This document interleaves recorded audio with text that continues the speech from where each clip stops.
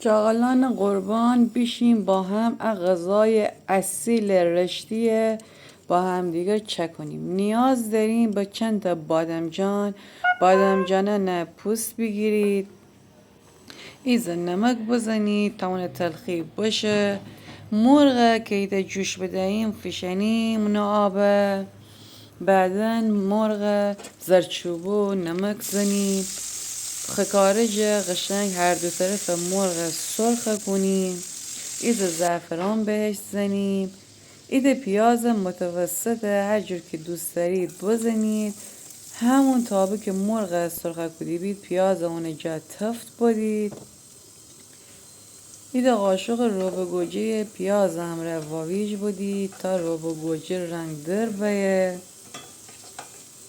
بعد از اینکه چند دقیقه پیاز و روب با هم فاویج بدهید بهش آب جوشیده اضافه کنید.